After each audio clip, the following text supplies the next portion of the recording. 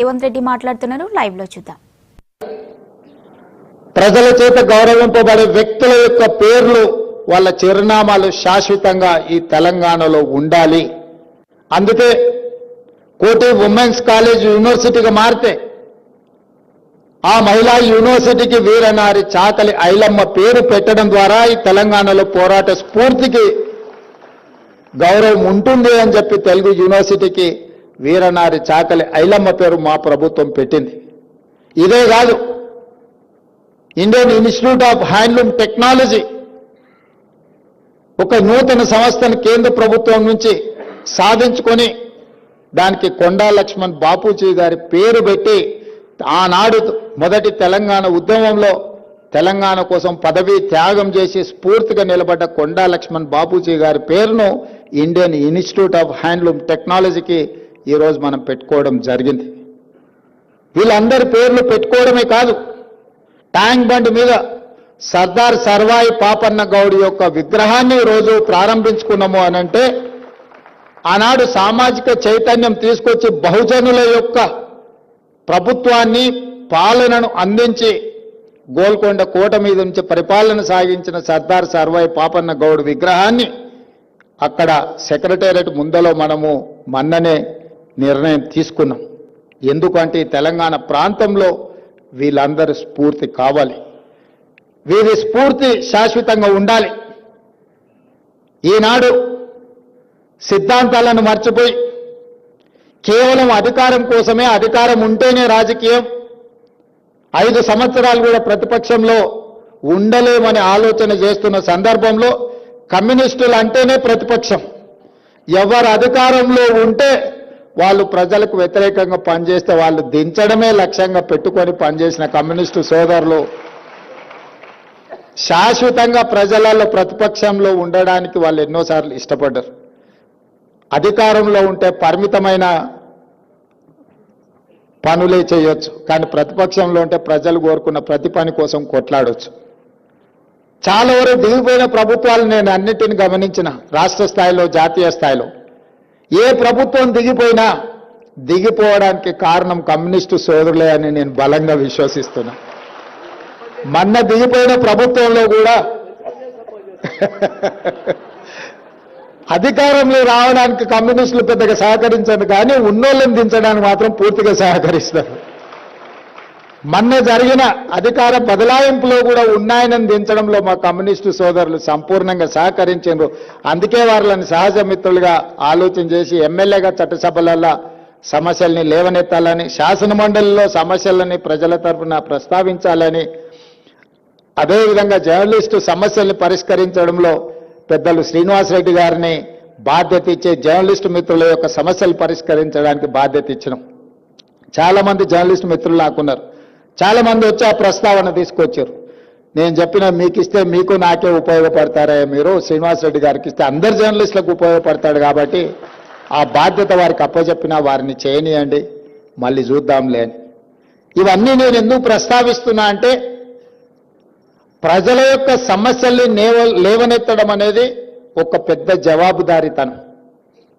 ఈ రోజున్న పరిస్థితుల్లో ప్రజల పక్షాన మాట్లాడే వాళ్ళు తగ్గిపోయినరు, పాలక పక్షంలోనే ఉండి పరిపాలన చేస్తామనే వాళ్ళు పెరిగిపోయినరు. దీనికి కారణం కమ్యూనిస్టు సిద్ధాంతం ఇంకా పెరగాలి, ఆలోచన విధానం పరిధి విస్తరించుకోవాలి.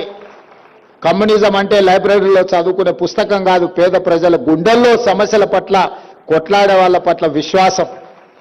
ఎర్ర జెండా కనిపిస్తే పేద ప్రజలకు ఒక నమ్మకం, విశ్వాసం. మిగతా జెండాలు కనిపిస్తే అధికారంలో ఉంటారు పోతారు అని ఒక ఆలోచన ఉంటుంది. అందుకే ఈరోజు మనం తీసుకునే నిర్ణయాలు ఏవైనా ప్రజలకు ఉపయోగపడే విధంగా ఉండాలి. జాతీయ స్థాయిలో జరుగుతున్న రాజకీయ పరిణామాలు మనం అందరం గమనిస్తున్నాం.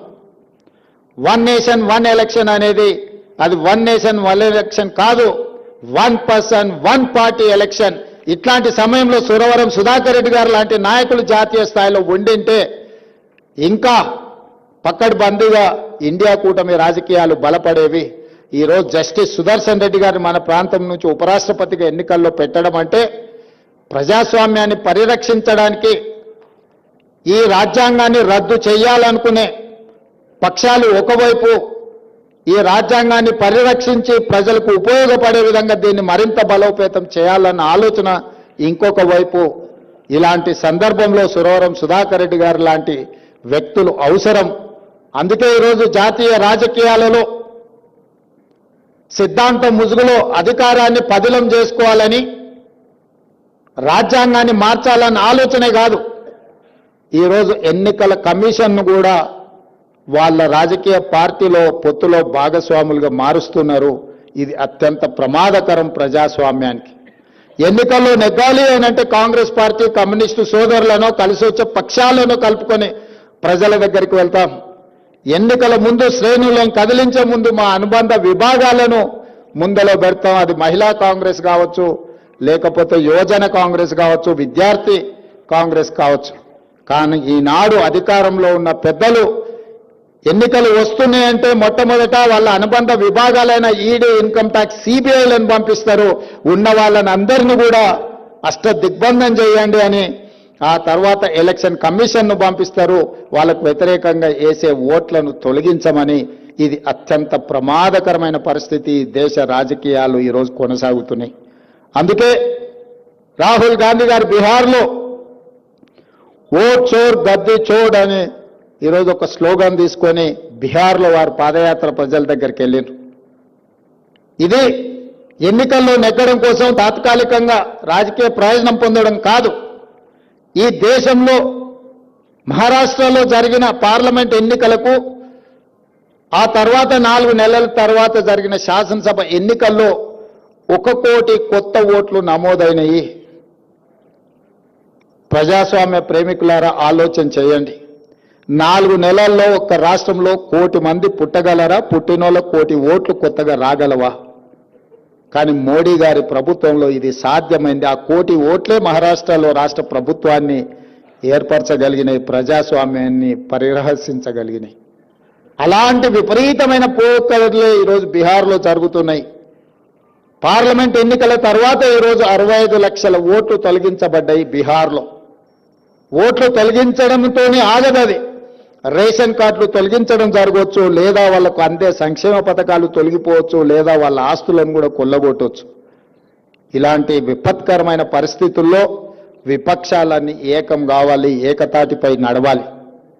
ఈరోజు జాతీయ రాజకీయాలలో కాంగ్రెస్ కమ్యూనిస్టులే కాదు, ప్రజాస్వామ్యాన్ని పరిరక్షించాలనుకున్న ప్రతి వాళ్ళు కదలాలి. మాకేం నష్టం లేదు, మాకేం కష్టం రాదు అని మౌనంగా ఉంటే ఈ ప్రజాస్వామ్యానికే ప్రమాదం ఏర్పడే పరిస్థితులు ఈ దేశంలో ఉన్నాయి. ఈ విపరీతమైన పోకడలు మన దేశానికి మంచిది కాదు. 75 సంవత్సరాలు పూర్తి చేసుకున్న ఈ ప్రజాస్వామిక దేశంలో ప్రజల యొక్క ప్రాథమిక హక్కు అయిన ఓటునే తొలగించే ప్రమాదకరమైన పరిస్థితులు వస్తున్నాయంటే మనందరం కూడా ఆలోచన చెయ్యాలి, చర్చించాలి. మనం ఎవరము మాట్లాడడం లేదు, మనం ఎవరము చైతన్యపరిచే ఆలోచన చేయడం లేదు. చేసినా పూర్తి స్థాయిలో మనం దాని పట్ల కార్యాచరణ సిద్ధం చేసుకోవడం లేదు. అందుకే ఈ వేదిక మీద నుంచి సురవరం సుధాకర్ రెడ్డి గారి సంస్మరణ సభ వేదిక మీద వారు నమ్మిన సిద్ధాంతం ప్రజాస్వామ్యం, వారు నమ్మిన సిద్ధాంతం డాక్టర్ బాబాసాహెబ్ అంబేద్కర్ గారు అందించిన రాజ్యాంగాన్ని ట్రూ స్పిరిట్తో అమలు చేయాలి అని వారి ఆలోచన. మరి వారికి మనం అర్పించే ఘనమైన నివాళి వారు పాటించిన సిద్ధాంతాన్ని ఈరోజు మనం కొనసాగించాలి. వారి జ్ఞాపకార్థంగా ప్రభుత్వం చేయవలసిన ప్రతి పని చేపడుతుంది. మంత్రివర్గంలో చర్చించి పాలమూరు బిడ్డగా నేను తప్పకుండా నిర్ణయం తీసుకుంటా. కానీ జాతీయ స్థాయిలో జరగబోయే రాజకీయ పరిణామాలు, విపరీతమైన పోకడలను నిలువరించడానికి మనందరం కలిసికట్టుగా పనిచేయాలి. ఆ పోరాటంలో రాహుల్ గాంధీ గారు ఏదైతే నిర్ణయం తీసుకొని ముందుకు వెళ్తుండ్రో మీరందరూ కూడా అండగా నిలబడాలని ఈ వేదిక మీద నుంచి విజ్ఞప్తి చేస్తూ మీ అందరి దగ్గర సెలవు తీసుకుంటున్న కామ్రేడ్ మిత్రులారా.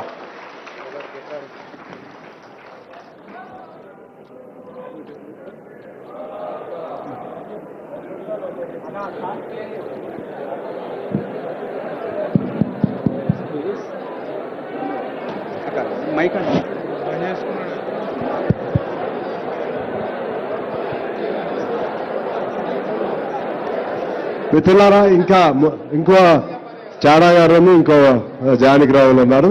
క్లోజ్ చేద్దాం. ముఖ్యమంత్రి గారిని పంపించేస్తాం.